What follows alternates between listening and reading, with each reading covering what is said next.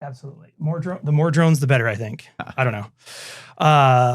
Yeah. Okay. Well, we are set to go. We are set. We are first day of the new academic year. First day. It's and what a day for it. It is it's going to be 110 degrees. I walk in this morning. At least. I mean, it could go above that. Yes. So a beautiful August day in Arizona, 110 degrees. Humidity's up. With like 35. I think I checked and the reason I checked is because I walked here and it was just like, it was so disgustingly hot and sweaty. Right. And I was like, because even for us here, we're accustomed to the heat, but when you add a little bit of humidity, yes, like, it's nothing like the humidity in other places. No, but at 110 degrees, you feel it. At over 110 degrees, you add in like a single degree of humidity, and you can tell. I feel like I know. Just absolutely. So you've got brutal. all of these young students joining us. I feel sorry for those that have come out of state, having no idea what they're coming into. You see it all the time. And I saw like earlier this week, because of course people are around and they're getting settled, and you'll see people who you can just over the years, you learn to just spot these people who are not from here. Right. Because I saw this kid walking around and it was just like, I recognize him. Like, this kid came right out of the Midwest. Right. He had like long, dark pants on, a shirt, an overshirt, another thing, a backpack. And you could see this kid. And I just roll down the window. I'm like, drink water. Right. Like, oh my goodness. So, and I know they do a great job here of like really heavily emphasizing the hydration. They do. Yes. Because it is a beast. It's a thing. Yes. Yeah. And I do wonder, like, I think back to my undergraduate days, like, again, it was not this kind of heat, but still hot, sweaty. I was at Michigan State University, right? And in these old, buildings that had no air conditioning, these lecture halls that had wooden chairs. And so you would just like such nostalgia. Oh, the smell though, you walk in there in August, it's like, that's 100. Yep. That's 100 sweaty bodies sitting in like an amphitheater with like. I never had this in the UK. I mean, 68 degrees was a hot day. Yeah. No, I just remember everyone would take their backpack off, and you could see exactly where their backpack had been with like the sweat, the sweat outline. I'm like, oh yeah, that I guess that's just the rite of passage in August. I guess it is. Yes. University starts. But sensible countries start in September. I'm not disagreeing with that one bit, because I think that is a lovely time to start, because you have all summer to kind of just have summer, and then you start get into the fall. That's right. Yeah. That is a thing, and we'll probably touch on it again at some point, because it's always a thing here when fall starts, and then the air quotes, the inverted commas, because we feel no difference, right? And all of a sudden, like places like Starbucks and all these other places are they're like cozy up with a pumpkin spice latte, and I'm like, it's 106 degrees outside, right? And you walk into this, storefront, and they've changed all the decor and the theme over to this, like, let's cozy up. It's getting chilly outside. I'm like, chilly? Have you lost your mind? It's over 100 degrees outside. But so for any new students listening, this is what you've got to look forward to. It's normal. And the thing that will still boggle my mind is it'll be, let's say, it's mid-September or something like that. It's still going to be over 100 degrees. And there'll be a student wearing like a full, thick, hooded sweatshirt. Yep. And I'm like, how are you just roasting? And like, I don't get that. It boggles the mind, I think, a little bit. But yeah, it's cool. I love the energy of the start of a semester. And it's like a switch. It All of a is sudden, just goes boom. From sort of, we were talking about this the other day, how lovely the campus is when it's empty, but now it's just crazy and vibrant and exciting. Just absolutely just popped full of life and crazy. But yeah, and I think also today, I think we have a lot of fun stuff to talk about. And unlike our previous episodes where we say we're not going to talk about AI today, and then we spend the next hour talking about AI. So we are not going to talk about AI today. We're going to try to avoid it, because the topic itself doesn't have anything directly to do. We need the equivalent of a swear jar. Every time we mention AI, it's like a clink. Yes. We're gonna, we would self-fund a lot of, we could get those drone cameras we want by just self-funding how many times. But before we get into that, I did want to bring, I have a little toy, yes. And I can't remember if I had mentioned it on the show or not. I know I've mentioned it to you many times. Yes. So I brought with me a little Geiger counter, which is now secretly I've always wanted one of these things. I remember playing with these in like physics class and science classes. well, that was this thing. I was like, what? Who's calling? Right. But presumably when you used to play with them, they were the old types. They with were. The Like tubes. wand. Yes. Yes. Yeah, and they were like big, clunky, and cool. So wait, you can't hear sounds quiet as yeah. Let's take. Well, it's good that it's good actually that it's not ticking like crazy. Tick, yes. But it's fun. One, I've been carrying it around and turning it on because I'll see if I can position it so like camera can kind of see it or something. Yeah. If you're watching, but you got to say why. Why are you so obsessed? So the background is I've always wanted one because they're just cool. Yeah. But the real reason is because I had inherited a beautiful piece of photography equipment. So it's darkroom equipment for the old film days when you would have to develop and print your own stuff. And a lot of those things, because you're in a darkroom, there's no lights. So there's a lot of timers for things. So when you have to basically put stuff in a bath, you want to keep it in there for a minute, 2 minutes, whatever. There's these cool timers and they have illuminated dials. So you can see it in the dark. And one day, I inherited this from my grandfather, and I never thought anything of it. It's been sitting on my shelf, 10 feet away from me for years. And then I don't know I can't remember who it was, but someone had said like, oh, does that, because it glows. This is where paranoid Sean kicks in. Yeah, well, you can see how it devolves, right? So here's a glimpse. Is someone had said, you're like, oh, it's like those old watch faces. And I thought to myself, I was like, you mean the ones with radium on them? Yep. And then I started thinking, I'm like, well, how old is this thing? And I have the box, and I had, and so then I'm like, okay, I need to get to the bottom of this. So I look at it, I can find the serial number, whatever. I look it up. I try, I do what you do. You're like, let me go to Google. And it's like, that product was manufactured with that serial number from like 1930 to 1968 so it's or probably something. Right on the cusp of when they were still using radium. So, and the result was, probably doesn't have radium. Yeah. And I say, okay. But you can tell if you put it in a dark room and it's still glowing 8 hours later, it's got radium. And it didn't do that. So I thought I would be safe, but I would sit there. So this is what would happen then. So for all this time in between is I'd forget all about it, work. Yeah. And I just kind of glance over and be like, I don't know for a fact it does not have radium. But now you have the Geiger counter, so presumably you checked it out. So I got the Geiger counter, and it is totally safe. Absolutely no change from the background. Because those clocks cool. So I've got to tell you, this shows how attitudes change. When I was a kid, I used to devour these sort of home science books. And I don't know whether you get them these days, but books of sort of experiments you can do at home. Yeah, okay. And I remember an experiment about building your own cloud chamber. And one of the instructions was find an old watch, scrape some of the glowing paint off it. Don't lick it. And put it in the cloud chamber. Goodness. And you'll see all these radioactive particles zooming around. So yeah, this was not do not touch. It was, embrace this. Find that radium. Oh my goodness. And if anyone wants to just go down a rabbit hole of cautionary tales, do your own searching on what happened to the radium girls who did the painting and stuff. I mean, just horrific. You see the effects of why we have to be careful about radiation and things like that, because of course these people were licking, because they're using paintbrushes. Of course, yes. And what do you do to try to get a fine point? You can put it in water, or people put it in their mouth. And so, I'll spare you the details. But that's the nasty stuff about these. And I can't remember whether radium is alpha, beta, or it's almost definitely alpha or beta. But the trouble is you get that into your body, especially, I'm not sure about radium, but something like cesium, it gets into the bones and it's there forever. Yeah. And those radioactive particles are just eroding the cells around that forever. You can't get rid of it. Yep. I mean, like I said, if you're one of those people that likes medical horror stuff, go for it. If you don't, if you're like me and that makes you a little nauseous, stay away from it. Read about it. Don't look at the images. I know, and of course, sorry, this is a total rabbit hole. But you remember the polonium-210 poisonings, which is really nasty. These cases where people have been intentionally poisoned with polonium-210, which is an alpha emitter. And of course, once it's in your body, you can't get it out again. But the thing with that is, going back to my aerosol days, we used to use polonium-210 as a deionizer all the time. To be able to buy these things and just sort of pop them around. Yes. Wow. Yeah. Well, it is fascinating just how things have changed,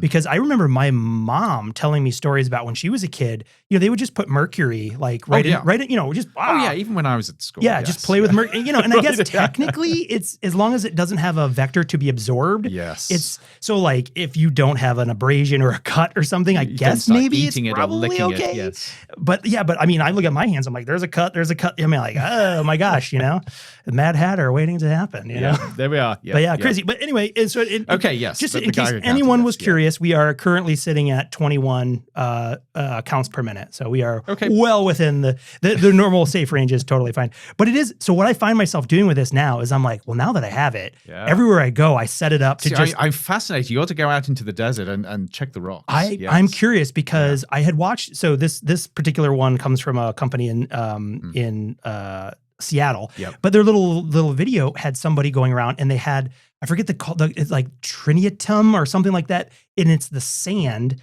from New Mexico where they were doing the nuclear testing. Right, yes. Because of the heat and the radiation had fused the sand into a rock. Okay, yes. And there's like red and green.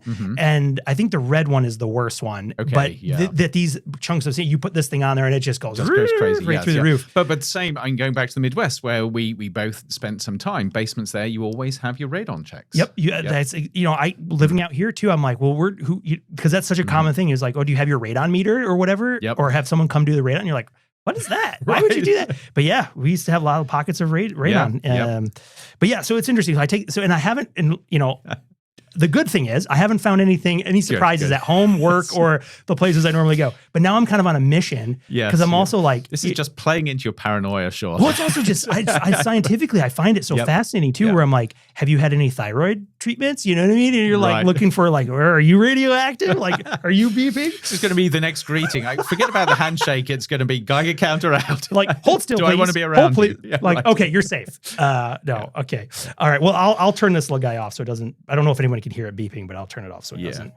There we are. It's got a nice little jingle to it. Yes, But yeah, just a fun little science, a science instrument that, again, I've always wanted one of those bad boys. Which is nothing to do with the show, but exciting. Well, it probably is. We can probably find a tie-in here somewhere. Well, I think one tie-in, this will be a good segue, and I'll tease this up, and then we can pause and take a break and actually get into it, would be around the safety concern. Yes. So development, and I think this is we'll start broad and we'll narrow in here after I tease this up. Anytime we have on the cusp of new technologies, right? New innovations, new technologies, there's always, and the AI jar that I'll put in there is where we've been talking about AI, but today we're not talking about that. We'll be talking about something that's in the real world that we can climb into and use. But anytime we're at this cusp of new innovations and technologies, there's always this tension around, okay, so we can do this, we can make this, it's exciting, it's cool, but then what? How do we make sure? What are the potential downsides? What are the potential downsides? What is it safe? How do we do that? Who's going to pay for it? Lots of. And can we fix the downsides as we go along, or do we need to think ahead of time? That's right. That's right. That's a fantastic thing. And so I wrote something down. I'm going to read this. Okay. And this will leave us off there. If ride shares could hop over a gridlock, leave nearly no exhaust, and whisper past your window, would you take it? That's the teaser. So we'll leave that with you there. We'll take a break. We'll come right back and we'll talk about something incredibly cool called eVTOLs.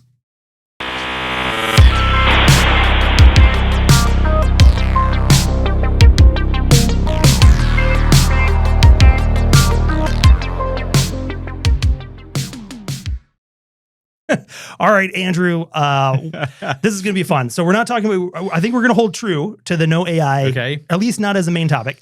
So welcome to Modem Futura, the show that explores the intersection of technology, society, and the possible, probable, and preferable futures, asking deep questions like what will it mean to be human in the future? I'm Sean Leahy, joined by my co-host extraordinaire, Andrew Maynard. And today we have an exciting topic that's not AI focused, I had used the word eVTOL, and I'm guessing nobody knows what that actually stands for. It's a made-up word, Sean. So I was trying to paint a picture, right before I tease this up, of essentially like a drone. Yes. Right. So an eVTOL, it's a weird acronym. So it's lowercase e. It kind of reminds me of back in the day where everything was e something. Yes. Like e-business, e-portfolio, email, obviously. But so it's lowercase e, capital VTOL, which stands for electronic vertical takeoff and landing aircraft. Right. So think in your mind think they can range in size from like a single seater, like pod thing to something that can hold, like a small Cessna type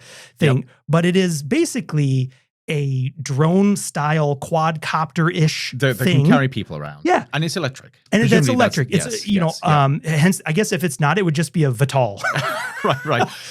which have been around for a while. So it's funny. Again, this is a tangent, but it comes back to this. I remember as a kid growing up, sort of reading these books with vertical takeoff and landing aircraft. And of course, there have been military aircraft like that. But there were these early experiments with what looked like a bedstead. With sort of rockets in the stand sort of lifting up. But we've come a long way from there. So we're no longer looking at rocket-powered bedsteads. We're looking at sort of these sort of small sort of personal drones or drones for small numbers of people. Yeah. And I think, we had, going back almost a year, we had done a fun episode where we jumped into a Waymo and did that. Yes. Now, no one has offered to give us a ride in an eVTOL yet. But there are companies making But there are. Yes. And of course, this is part of the conversation because now we have organizations and even governments beginning to look at how you can create the infrastructure for these. Absolutely. And I think that's kind of what I think the tee off for today was to one, we can define kind of like what these things are, how they work, what are the opportunities, what are the challenges, but also kind of go through like the promise and pit traps of these, right? Because some of these are considered they're personal, as well as like air taxi type things. Right. Are they autonomous as well? I hate to say this. This might bring the AI in. Sure. But I'm imagining this thing where you have your own personal eVTOL and you just get in and it takes you where you want without a driver or anything. So I think it's worth, and so contrary to a lot of our other episodes, I actually did some research for this one because I'm not an expert. Don't tell people that. Yeah. Well, never mind. I am you can't see what's on this. This is just pictures of puppies and stuff. But I'm not an expert in eVTOLs. At least you weren't until you put it into ChatGPT, and now you're. Although I will say some of the scary thing is like if you want to fly one of these bad boys, you don't have to be an expert either. In fact, one of them, the quote is. Let me find that real quick because it's pretty entertaining because you're looking at these things. And so we'll get into this, I think, in a little bit, but this is coming from one of the main sort of manufacturers of these things with the headline, "No pilot license needed. Training is required." All right. So I think because you had asked the question about the autonomy. And I think, so in the category, so maybe it'll help to kind of unpack like the eVTOLs and where they sit. So they themselves are a category, which can be human piloted or autonomous. Okay. So being an eVTOL does not make it autonomous. Just like cars, we can have autonomous cars and self-driven cars. Yep. They are, however, and I'll put all these links because I did the work to pull these out. I'll put these links in there. So they sit inside the broader Advanced Air Mobility, or AAM, ecosystem for low altitude passenger or cargo services. Okay. So this is an area. It is regulated. Yep. It does fall under the Federal Aviation in the United States anyway. Yep. Falls under the Federal Aviation Administration, and they're treated as power lift aircraft. There's been a final rule just back in October of 2024 that set pilots and operation rules and training requirements. Okay. So before then, these were really experimental. Yep. But now they're getting much closer to They're getting much closer yes. to and have some actual like FAA rules and regulations around them. Yep. What I will say right off the bat, the thing that makes my stomach sort of turn and you get you really clench a little bit is the fact that like training and learning how to use these is optional. They're still considered basically an experimental vehicle, which, which we can talk. I'm sure we'll get to that when we talk about some of the dangers and things like that. But also just worth defining in this category for people who aren't understanding. So, again, I think I'd mentioned there's basically two main categories, and it has to do with their size and capacity. Right. So one is a personal, which means it's considered like an ultralight. So if you can think of other ultralight, like these aircraft with the wings and a great big fan behind you. Yeah, these really cool, these like little personal glider, the types with like the parachute and the fan on the back kind of thing. So these very ultra lightweight single seaters, things like that. And to which there's a couple, Pivotal, Helix, and the Jetson 1. Okay. And we're going to come back to the Jetsons. Yeah. I thought about seeing if I would be able to get away with playing some of the theme song of that, but I don't think so. No. Whoever owns the property for that, it must be Disney by now. I'm not quite sure. I don't know who, but yeah. So there's the personal one, and then there are sort of like the larger cargo or air taxi versions that would seat multiple people. Now that could be 2 or 8 or something like that. It's kind of not. Okay. It's not clearly defined. So a range of them, and of course, I suspect that a lot of people are thinking about the personal ones because that's when you get into this idea of personal airborne mobility or sort of inverted commas flying cars, as people tend to sort of dub these. Right. Yes. Yeah. And I will say that the larger ones that are that fall under some of the bigger places, those ones do require certification for the pilots if it's multiple. But if it's a solo one, I think you're on your own. But if you wanted and you had a bit of cash to burn, you can go out and buy yourself a solo eVTOL and start zooming around with minimal training. With just training, just training recommended. So could I in principle commute my 6+ miles from home to campus in one of these and land it in front of the building?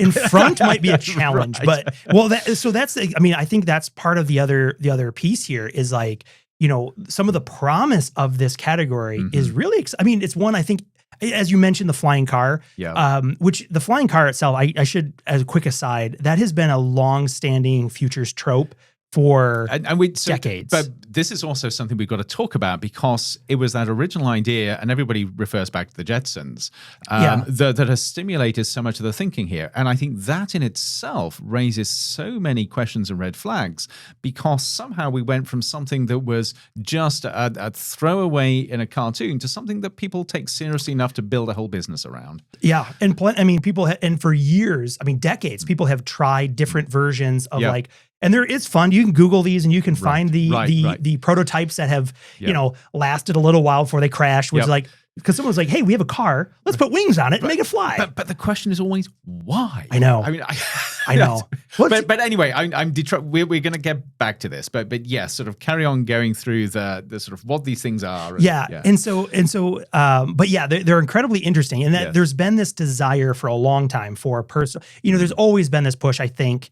Especially in the United States anyway, in terms of the innovative history of the automobile and things, is to find more ways of transportation. Right. Also because, one thing that this country has, does have is a very large amount of land. And so it is, if you want to get from point A to point B, that's an expanse. It takes a long time. And one of the things now is like, also with like the congestion of, cities and things like that, you can see there's I'm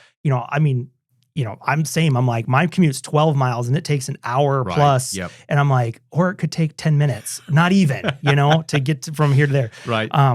But yeah, so I thought too, I could also share a little bit of just like the short background of these things. So again, we've had these dreams of like the Aero car or these things, and it goes back to essentially the Aero car's first flight was in 1949. Wow. So sort of, this kind of really ridiculous, post-war flying car dream. But that's why I kind of mentioned as this trope in futures, because it seems like every decade or every generation for sure, there is this push of like, we're closer than ever to the flying car. We'll finally be able to, and it's sort of like, to that question, the sort of slap to that was why? Right. Why? Like that's a dead end. That's a dead end dream. It is foolish. Well, actually, no. I got to be really careful here because we're going to find in 5 years' time this is a major thing. But to my mind, it's foolish.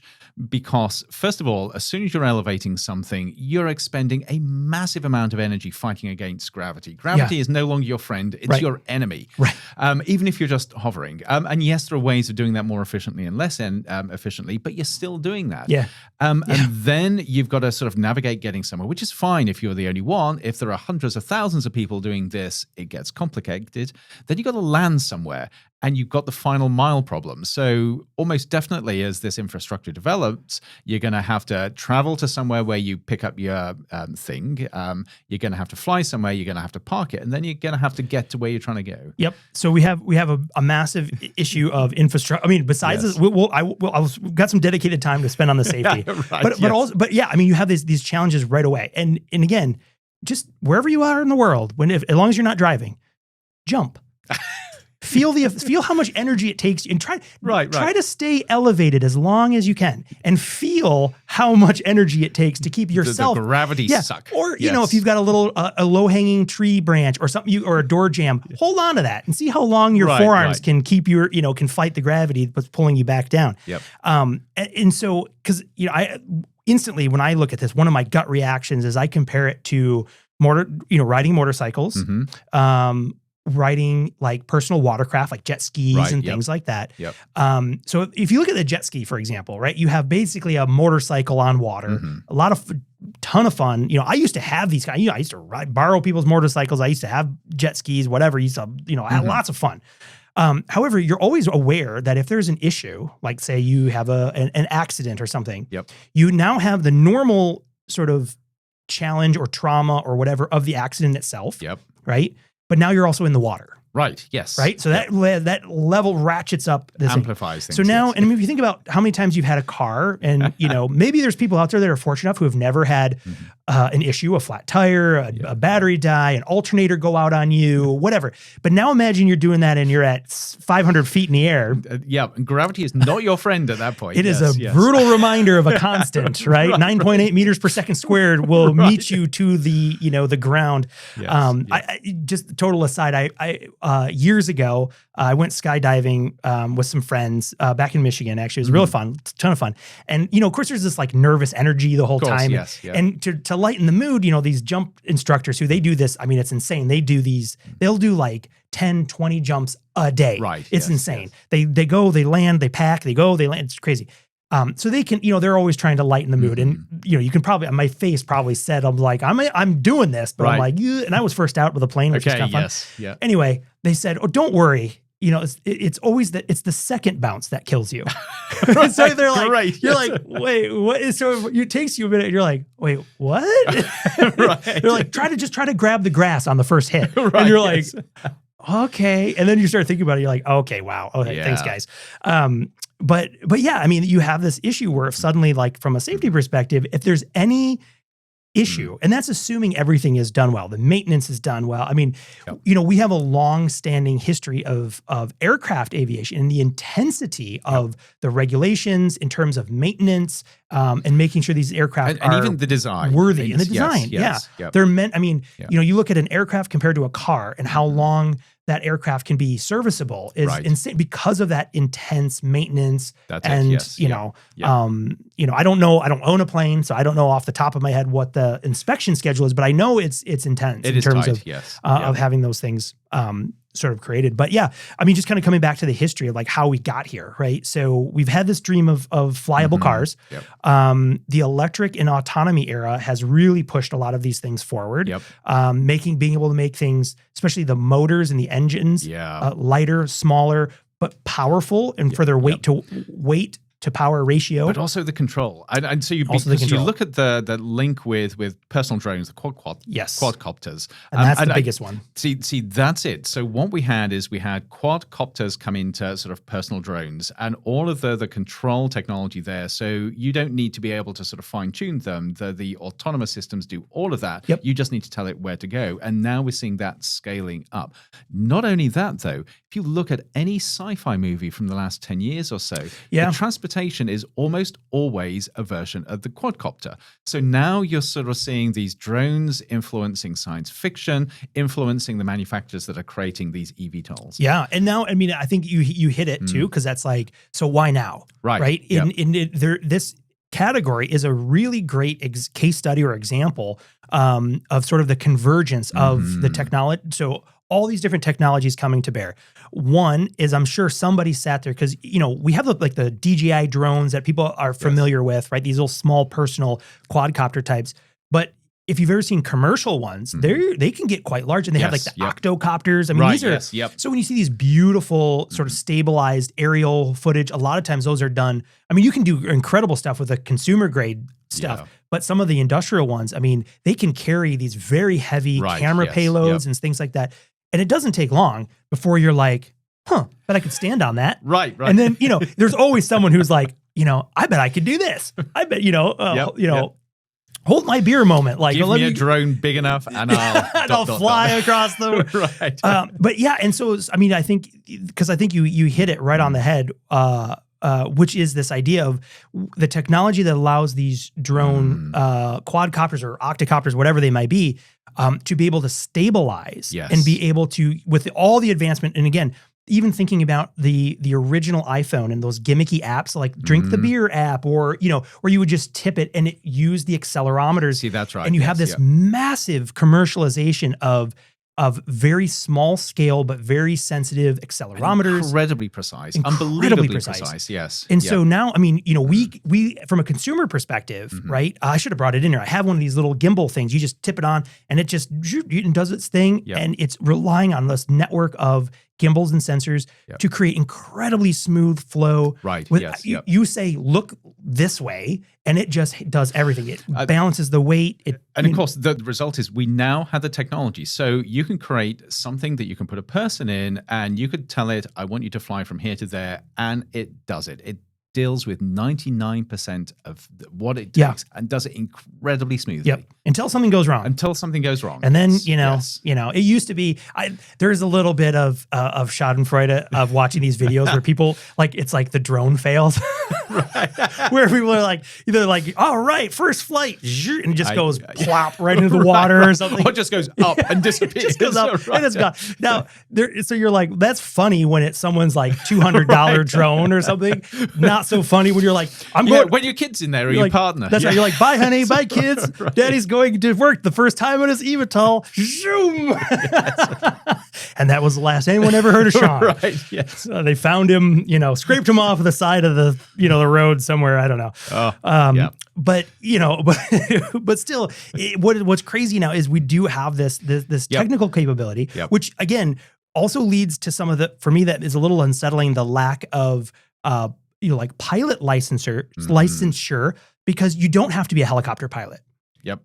For at least not, I don't know what the training is for like the commercial ones, but you know, for these individual ones, it's just the assumption that these, you know, quadcopters, I think that's the basic configuration will work. You know, gone is that dream of making an automobile that sort of converted into an airplane and all this. There is a company that does that. Really? Yeah, it's a Californian company. Never mind. It's dream won't die. Really quite bizarre. And we'll have to find the link for this. It is a car where it'll drive along the road and it can flip into airborne mode, and it can sort of lift up about 100 feet into the air and actually fly across obstacles and then come down and carry on flying again. I want to say, wasn't one of the founders of Google invested in one of these? Wasn't Eric Schmidt or somebody? May well be, yes. You can probably find it that rings a bell. as we chat. Well, and I think, you know, I think everyone has probably had a similar thought when they've been bumper to bumper into a traffic jam, is like, if only I could lift up. Oh my God. Where's that cartoon lever where like my car grows the stilt legs and just walks over this. I've just been like, all right, everyone, buckle in. We're going airborne. You know, I could definitely see that, but I think it's really cool because right now, from a technological perspective, this is really interesting. And I'll share the link to some of these. I'm looking, you can order a Jetson 1, which is this really cool, like I say this, I'm like, these look dangerous. These look like a bad idea. I want one. You look at this thing. Forget about the Geiger counter. Oh my gosh. So yesterday. You know what? I will do a service. I will attach the Geiger counter to it and comb the desert. Okay, but you can buy one of these, or you can pre-order, or there's a link. Let's see. Order a Jetson 1. Oh my God, I'm doing it. Oh my God. That's not even that bad. Due today, $8,000. Full price, $128,000. Oh, right. Okay. Which, you know, I kind of expected it to be a little more than that. Just given what it is, but that's still quite a chunk of change. You know, I changed my mind. That is a lot, because when I'm looking at it, I'm looking at the pictures closer. I got see, they did good marketing. The header on the website is like the first person view of in the cockpit, and it just looks amazingly cool.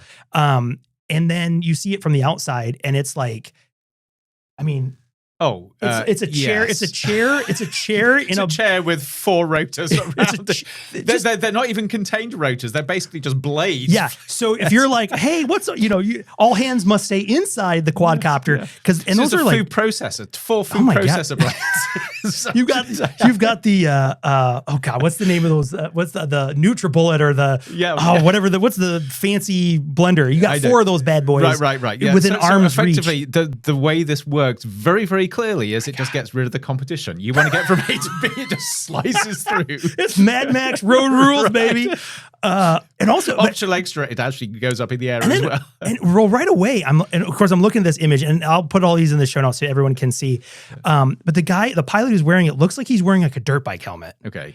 Which that doesn't seem like that would be sufficient at 500 feet and however, I don't know what the top speed of these things are. But like I saw 8,000. I was like, oh, that's not bad. And then the 100,000. And then another 100. But despite that crazy sticker price, I can believe, and I'm really cynical about these, but I can see where people can use them. And you think about the desert we got here, and people go off-roading in the desert. Yep. Imagine off-roading in one of these eVTOLs.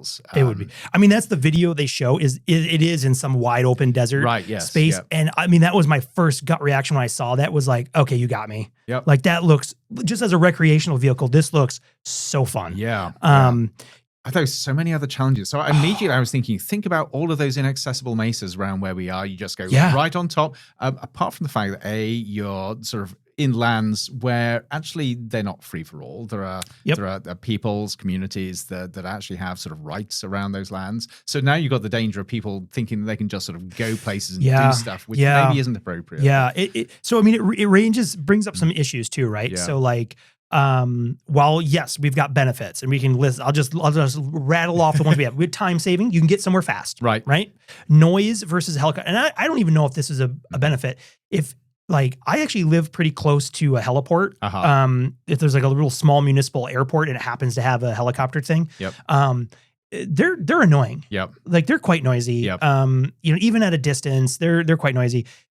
These eVTOLs in general, like the Joby eVTOL, for example, has been clocked. It's probably the quietest one, which is probably why it kind of comes up as the example, is clocked at 45 decibels at 500 meters, which is... That's pretty low, actually. Pretty quiet. Yes. But that's also at 500 meters. So it's not close. I mean, but they're still loud. Yes. And if you've ever heard a drone, so again, I come back, so most people have seen drone footage, these beautiful, and when you watch those videos, the audio, and the audio has been heavily edited where the drone noise is removed. Now, if you watch you watch these things, this majestic, you're flying over a volcano in Hawaii and it's like this serene music and the background and this nature sound. The reality is, there's a super annoying high-pitched whine. And that's the same with these eVTOLs, is because they're using these very high, sort of like RPM style dual electric motors. They are incredibly noisy. In that sense, they make an annoying buzzing, whirling sound. So way louder than you might want it to be, but still not as loud as like an airplane or a helicopter. Sure, yes. Emissions obviously is a big thing. They're all electric, so there's literally no emissions coming from them. And also this newfound freedom. You can go where you want to go. Along with battery anxiety, I have to say. My gosh. I'm going back to previous episodes. Yes, right. If you thought if Sean had battery anxiety around an EV, could you imagine being like 500 feet in the air and you're like sort of 11 miles out of the 12? Am I going to make it? You just see that little well, and it's funny, and I don't even know what like the pictures they show. It looks like the person is just using their iPhone as like their instrument cluster, right? So then you're like, well, what happens if your iPhone falls off? What happens? Suddenly. Like the bravado of like, I want one is you started to replace going with like, along with your iPhone in front of you, 5% power, but especially if you're actually using your iPhone to steer it as well. Oh my God. Well, and out here too, I mean, have you had this happen in the cars in Arizona where your iPhone just shuts off and it says it's too hot and the phone has to literally, and I'm like, could you imagine being out in the desert, 115 degrees, maybe 200 feet up, 200 feet up and your phone just goes, too hot. Right. And you're like, what? I don't know. But yeah, I mean, mean, the safety things, I mean, right off the bat, and these are, and I say these right now as these are personal safety concerns, not even the environment where this thing ends up on the ground. Yeah. Yes. So right now I've been talking about this in this use case of like out in the middle of nowhere having fun with this as a recreational vehicle, right? You still have issues of, again, anything happens, you've got gravity, to remind, again, 9.8 meters per second squared, reminding you very quickly of how fast that you'll reach terminal velocity at 120 miles an hour, plummeting right down to the ground. Right. But then also I'm like, even with these exposed things, I'm like, what about bird strikes or or you get too close to that tree line or that thing you can't see. The power lines that scare the life out of me. Yeah. Well, I mean, and you see these every once in a while, these horrible situations where like a hot air balloon or something hits a power line. Could you imagine? Yep. But then of course we move into these things operating, because some of the goal here with a lot of these companies that are pushing these, yes, there's a lot of, they're sort of spreading the spectrum here of like fun, personal, like, instead of a dirt bike, you get one of these you can fly around, all the way to these like executive, you step in with your, your fancy tailored, Louis Vuitton suit, and the autonomous one takes you from rooftop to rooftop, skipping the unwashed masses below you. That's right. Yes. In this luxury, sort of travel. It's for the top tier professors. That's right. Still waiting on my invitation. Maybe the college dean or maybe above that. Yes. They're like, no, you can hang on like an action movie. You can hang on the skid and drag behind us. Right. But yeah, so it's like, I mean, major constraints. Yeah. I mean, obviously certification and safety, top of the bill, right? I mean, because the scary thing, which is when you think about this thought experiment of that goes back even before we had viable prototypes and things like that, wouldn't it be great if we could all fly to where we needed to go? And even if you could say the vehicle itself would have an unrealistic measure of reliability and safety. Yep. Still have people.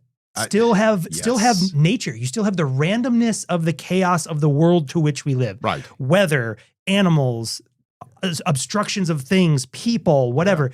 Like, again, automobile accidents, as horrible as they are, we have a rough sense of how to handle those in terms of vehicle safety. I mean, it's never perfect. And we've learned as humans over the years sort of how to navigate others on the road. And this is one of the things actually with cars that amazes me. You look at the injury rates and the death rates, it's appalling.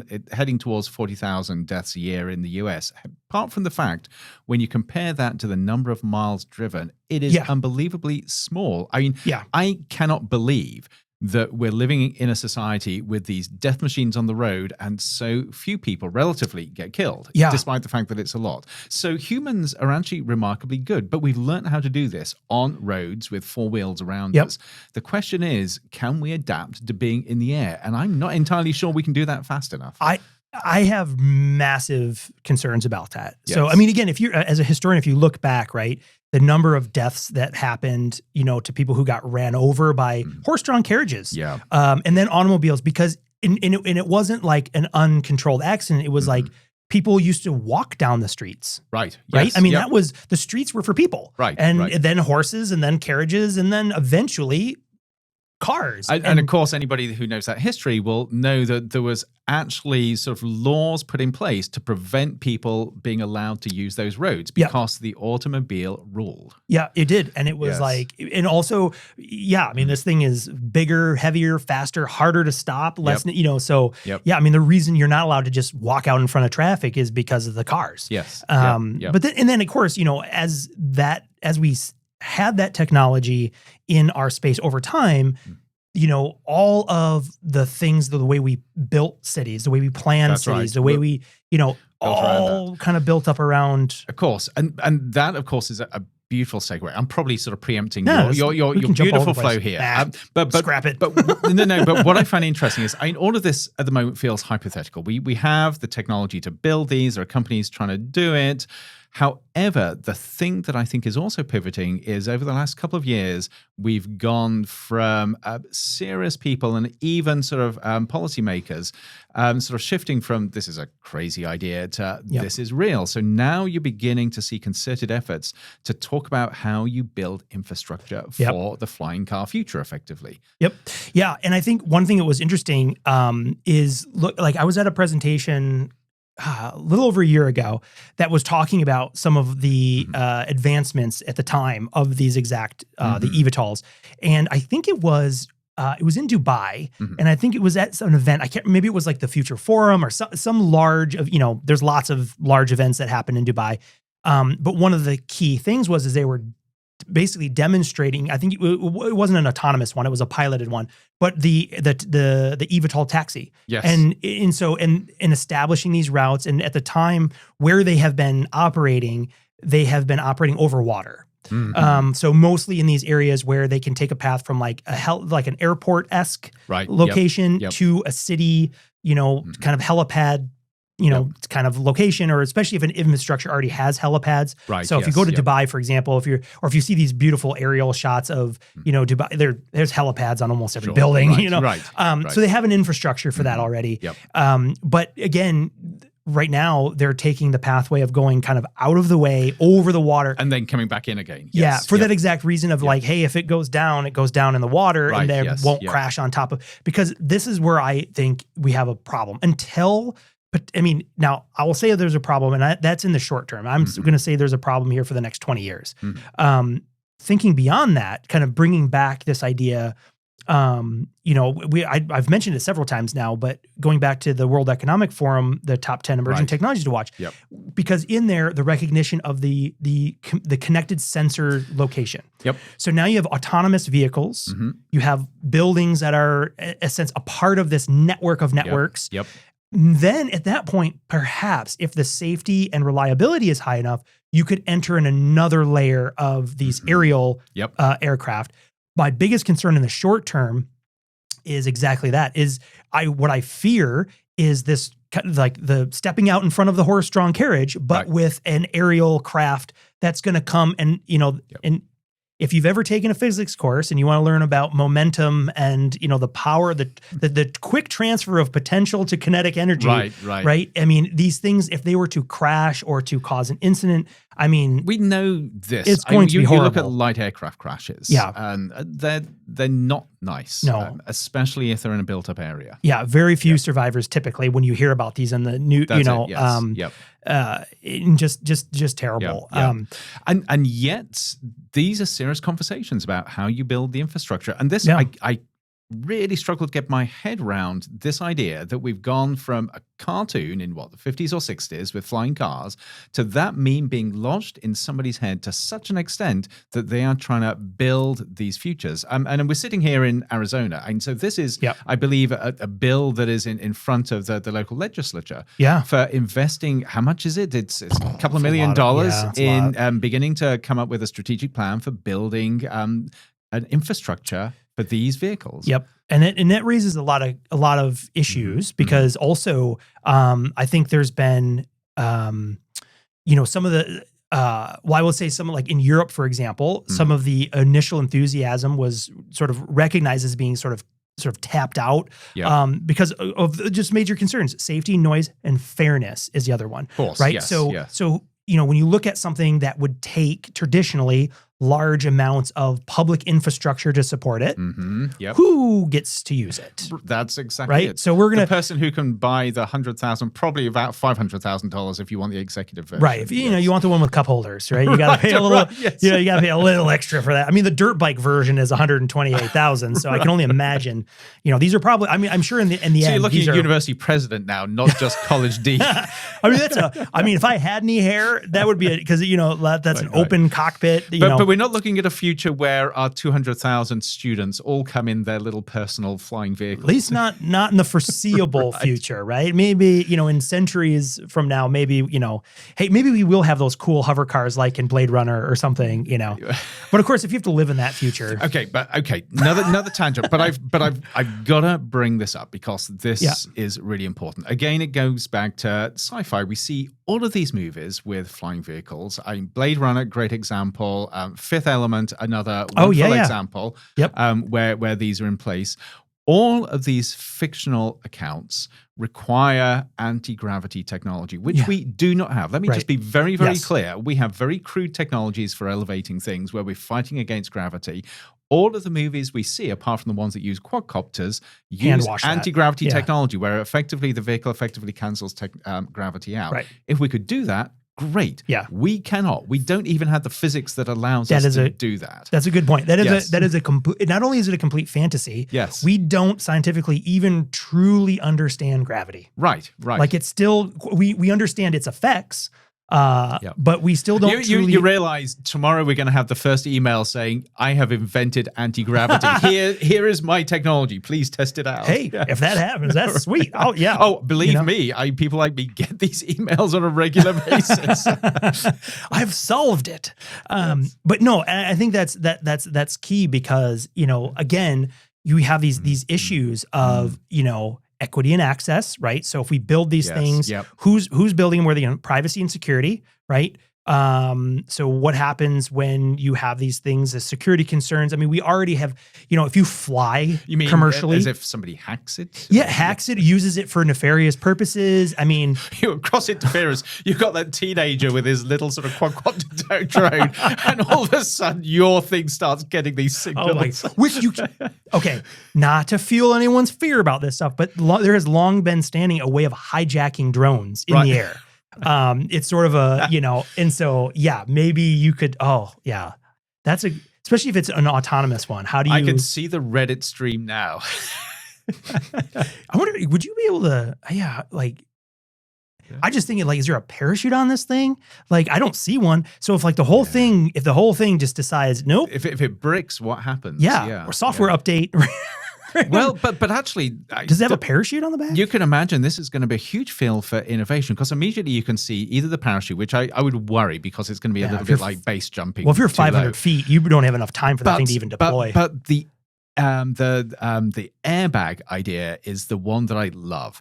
So you imagine this whole thing sort of surrounded with rapid deployment airbags. So as it hits the ground, effectively these deploy, so it ends up becoming a bouncing ball. Isn't that how we land the rovers on Mars? With those big rolling airbags? There we are, or at least some of them. Yes, and of course, but that's also with one quarter of the gravity or something that I know. Yes, I don't know. I don't know what the gravity difference is, but it's less.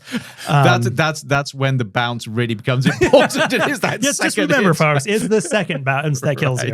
Right. And so you have those issues. Then you have, the visual and ecological footprint. So cars are bad enough. Drones, even just with the recreational, camera drones and things like that, they are banned all over the place.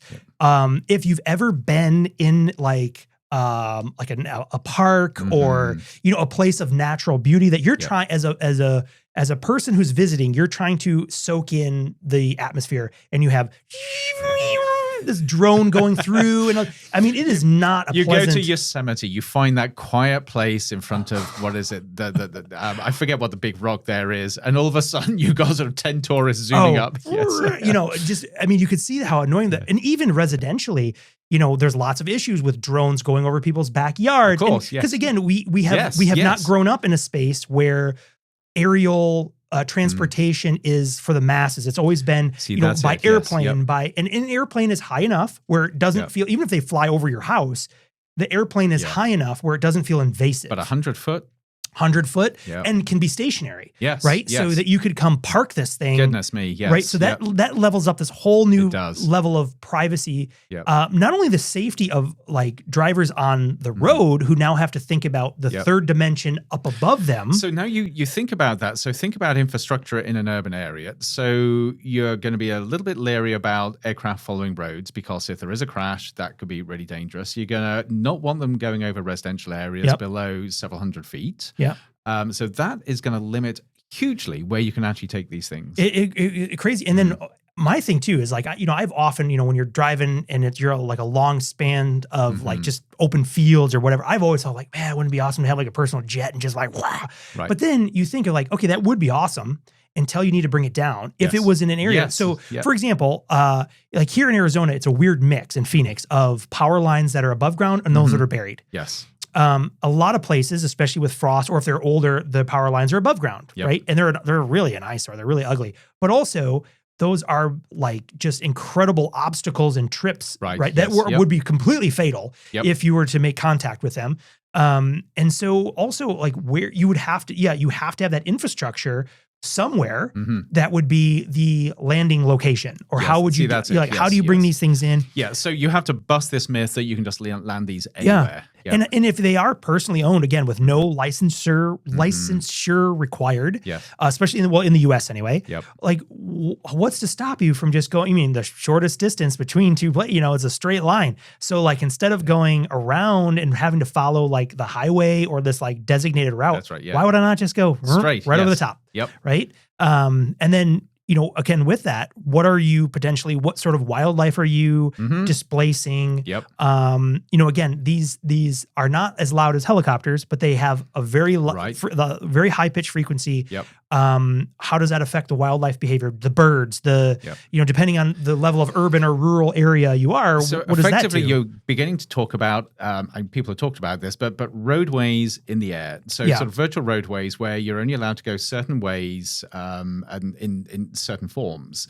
And of course, as soon as you start talking about that, I mean, this fantasy of just being able to get from A to B fast and without any congestion goes completely away because you're restricted to certain ways that you can go.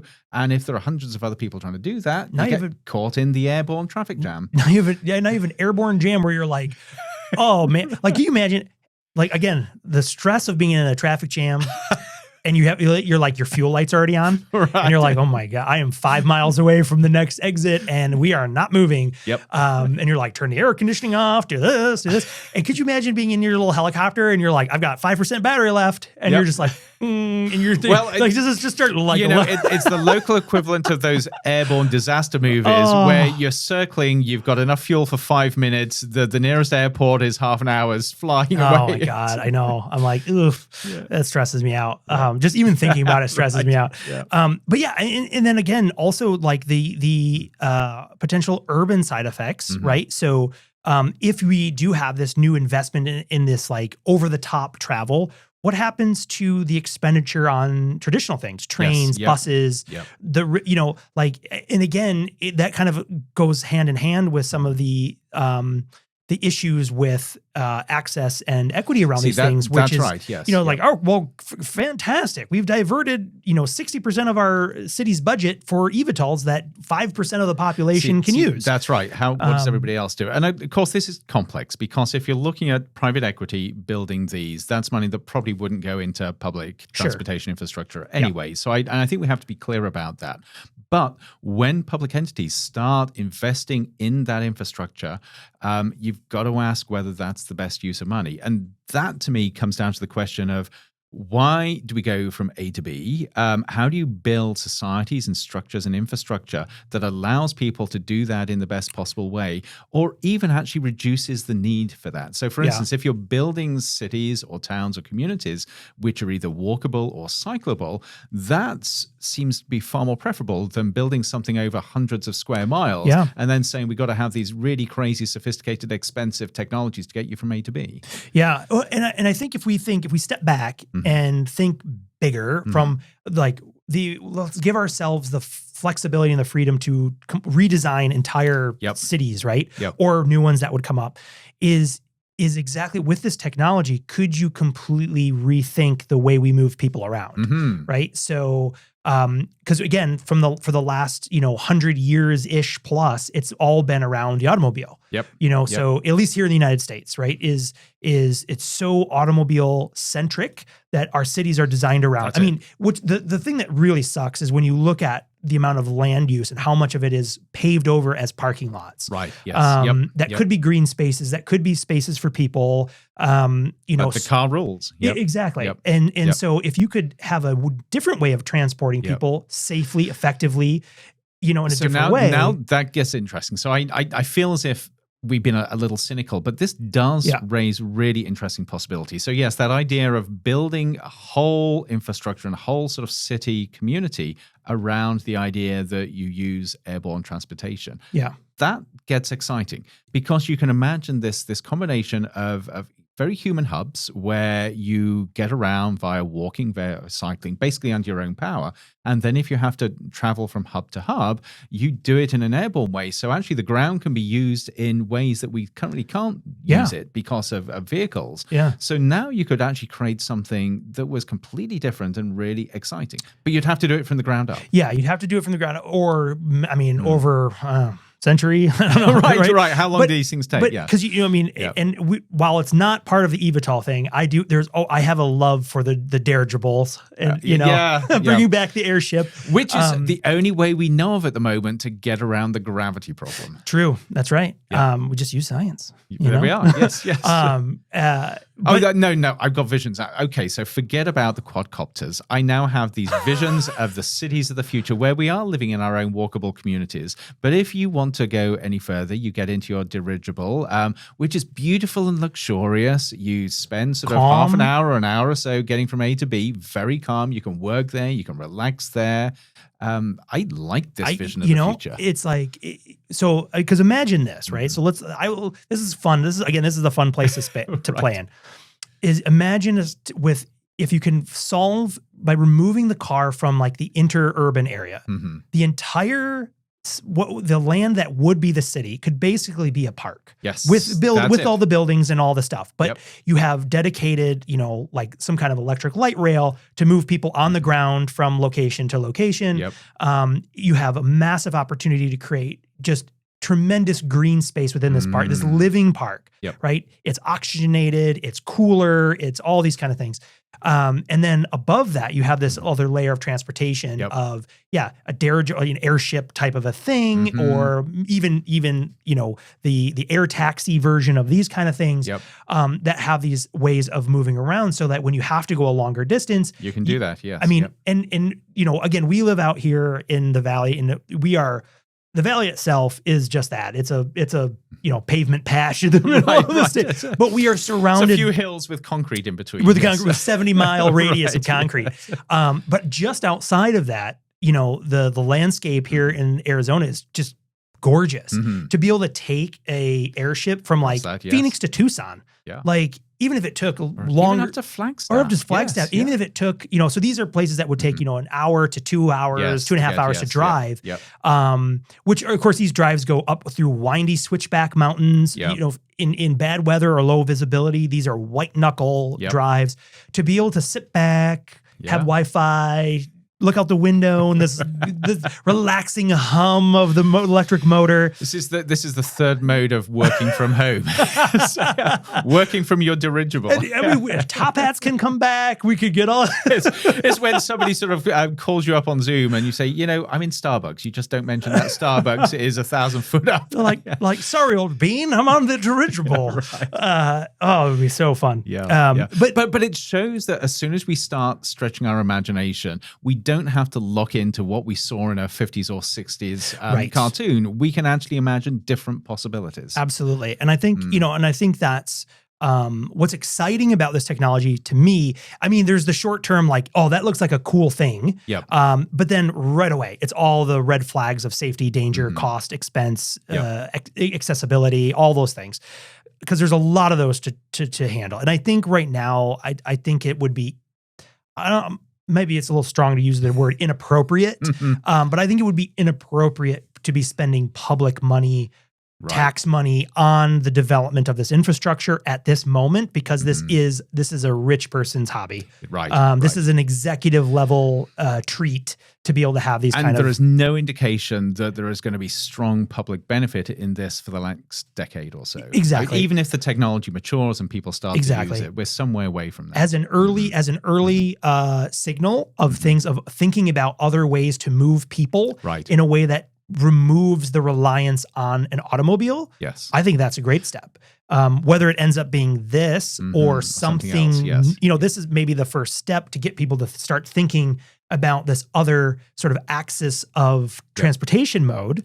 And maybe that is the benefit, that it's a catalyst to the imagination, that it allows us to start thinking about alternative futures, as long as they're seen in a broad and integrated context, rather than just thinking very narrowly on the technology itself. That's it. Because, and I think, I'll try to wrap this up by pulling this. So I've been holding this because, right? So we often want to think about, again, what is the future we want to go in? Right. To me, when we were just talking about this like city that's a park, I'm like, that's where I want to live. Right. That would be amazingly beautiful. Yep. I struggle even here.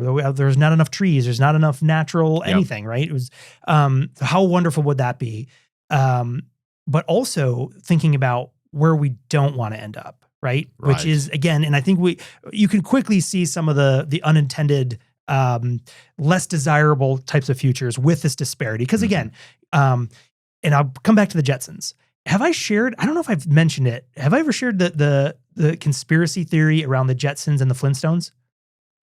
We've talked about it. I'm not sure you've shared it online. So I don't know where this came from. Somewhere out there, there's this, there's always these like conspiracies around TV shows, right? There's some of them are fun. Like Saved by the Bell is all just in Zach Morris's head. It's the whole thing is an imagination.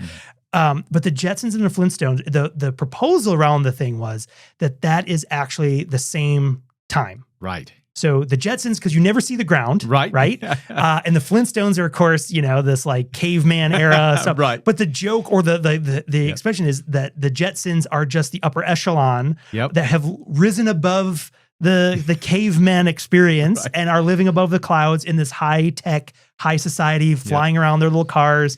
And it's a modern fable about social disparity. It's exactly it. And then you have the ground dwellers who are literally, propelling their car by foot power. Right. So then how do you interpret the fact that the Flintstones seem to have pretty happy lives? Well, that's gets something complicated. Yes. Good old George has to deal with his boss, who I forget his name now, the little guy, the short guy, always yelling at him and whatever. And good old Fred and Barney, man, they seem to be having a good time having brontosaurus burgers and whatever.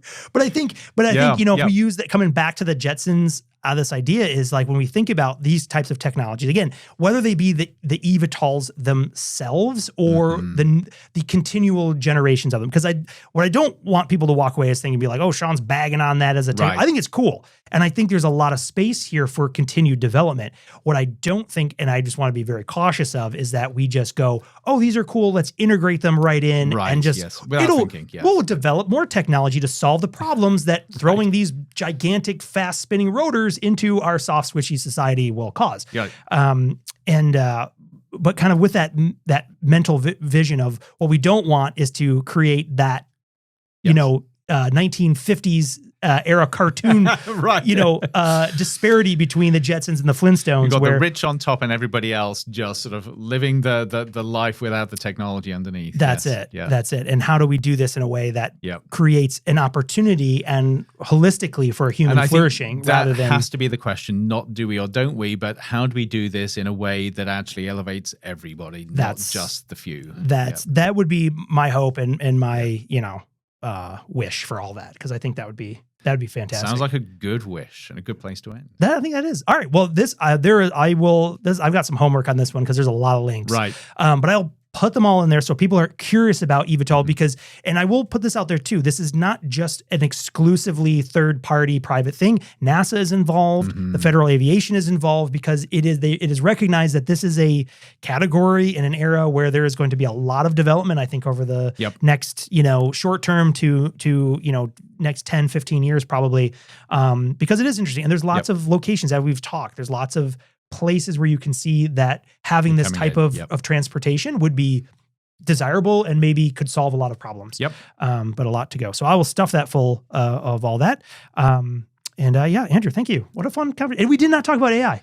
Barely at all. We didn't. No. We actually did pretty well there. Yeah. But no, this was great, Sean. So a good departure from that. And thanks to everyone for listening. And we'll see you on the next episode of Modem Futura. We'll see you then.